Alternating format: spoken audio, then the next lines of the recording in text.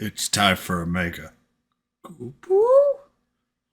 Is Omega as scary as he sounds? Stay tuned and we'll talk about how powerful and weak Omega really is.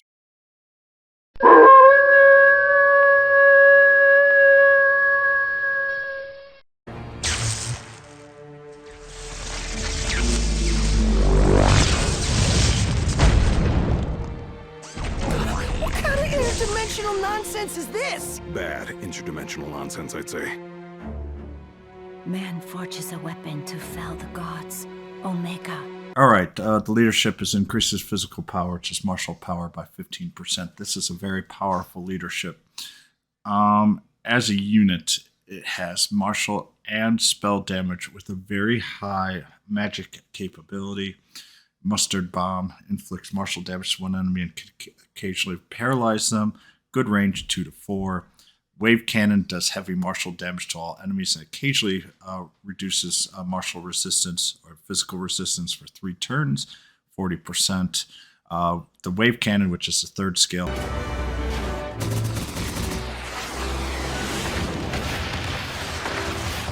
and I'm focusing on the martial skills first.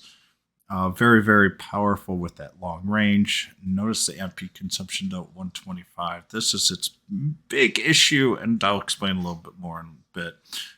Middle skill, Atomic Ray is its spell. Sizz, very large range. 3, good, very good damage. I'm not going to say it's top tier. It's probably in the top 5 to 10 for damage amount, and if you include range, probably puts it right around in the top 5 or 6 overall. But honestly, Atomic Ray is the least useful of the 3, and we'll kind of just go through that as we go on. In a way, though, Atomic Ray might actually become its most powerful skill if you don't get it to 3 hearts, but Omega, you really want to get 3 hearts in order to really use its unique power to its fullest. But before that, this unit has the ability to have all non-zap damage. So it is very strong against any and all damage except for zap.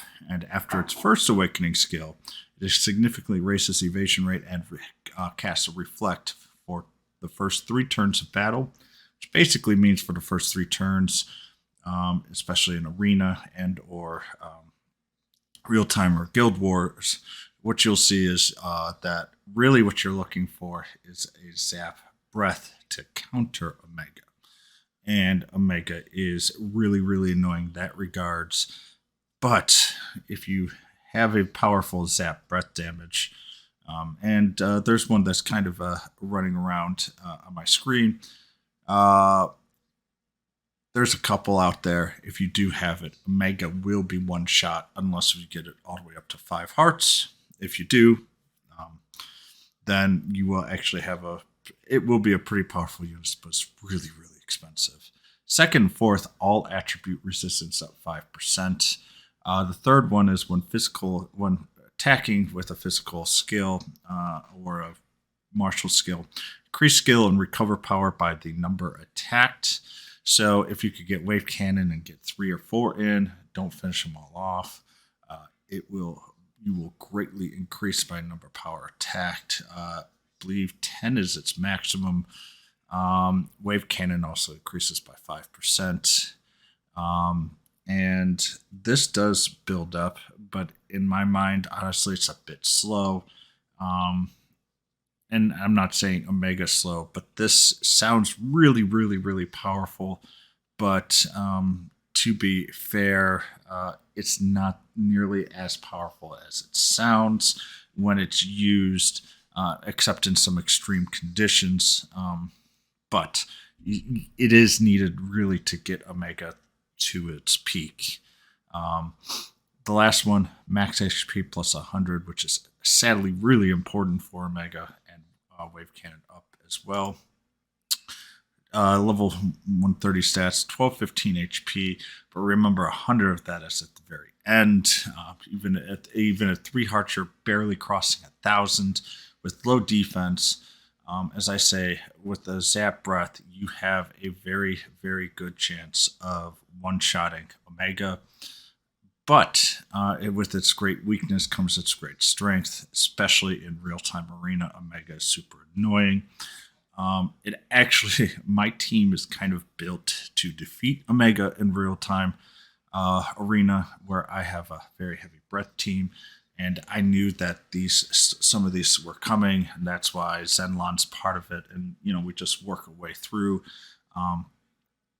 But outside of that one weakness, Omega is a real-time arena stalwart, and there's going to be a lot of units that go through this. It's also a great unit to go on offensive in Guild Wars, and even defensive, especially if you build a team that is very strong against Zap. Then you're going to have to work around a Zap unit to do the damage. Then it's kind of worthless. Because Omega is a real pain in the butt to defeat if you don't have breath units primarily. The high dodging is very, very annoying, especially with the agility of 463. What you're really going to do is you're going to add HP and agility to Omega as much as possible just to do as much damage.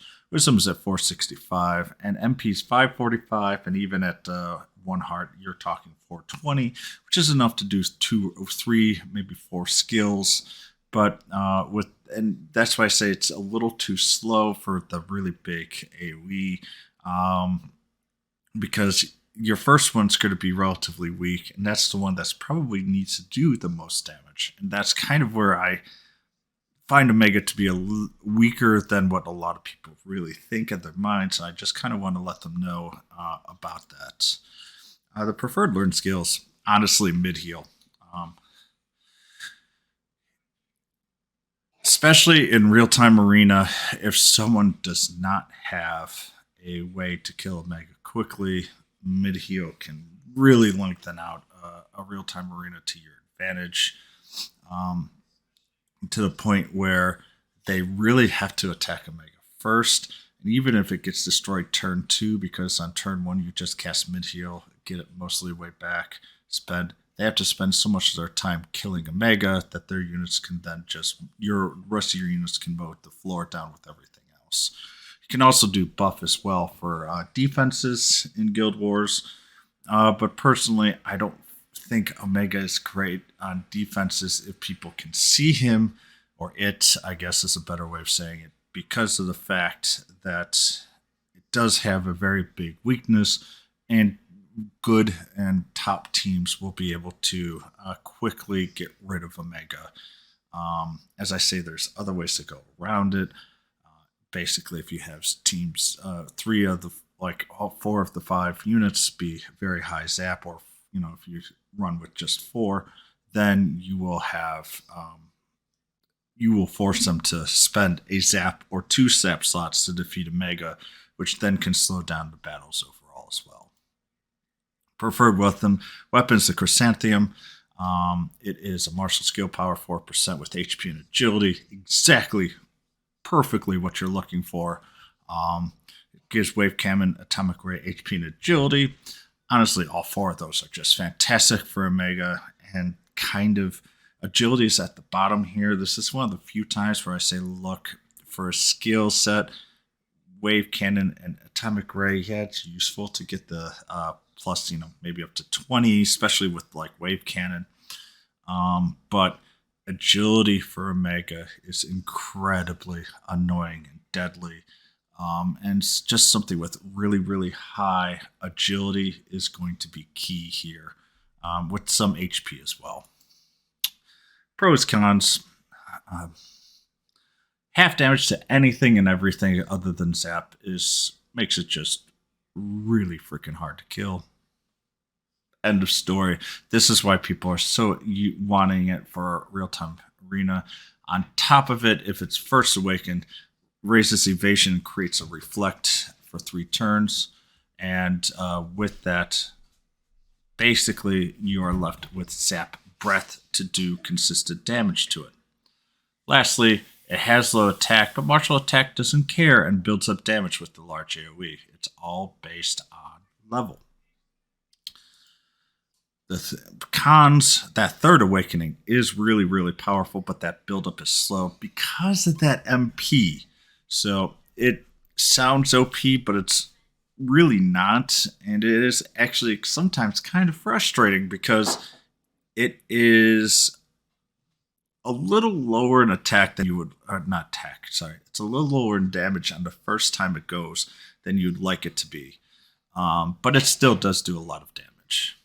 And as I say, Zap Breath units counters Omega hard, but in real-time arena, not a lot of people, at least that I know of, have Zap Breath units. Probably going to start seeing that. And in all fair, Pervy Gervis here is not going to be as great of a counter to Omega because of that very large evasion, especially if you have that agility up. Will I pull? Yes, but fairly lightly, partially because I haven't really pulled a great deal on this banner. I went for Bahamut hard, and it came very quickly. So with that, I have some additional, and I would love to have the third awakening here. But we're going to have to just see on what we can do for that. The asymmetrical units here for Omega.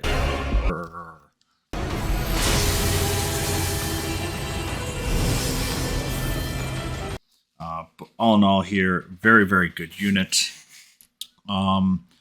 For magic, does everything crackle, increases crackle spell power. It has a good agility here. The third awakening gives auto MP, but the reason why I consider this a very good unit, not really going to go too much into detail, is the first one gives Crackle Force state for 3 turns. This is the first Crackle Force. And this is where her strength is going to be. All in all, you're really using her for that Crackle Force to help boost other people's damage, and then it can cast Diamond Dust.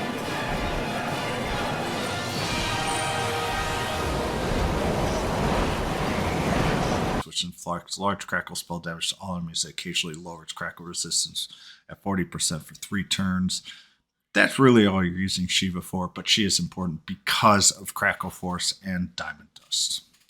I hope you guys enjoyed this. Good luck, Kupu, with the Final Fantasy. And more importantly, I hope you guys enjoy. We do have second anniversary. I may have some little bit more to talk about that a little bit later. So I hope you guys enjoy. Bye. Kupu.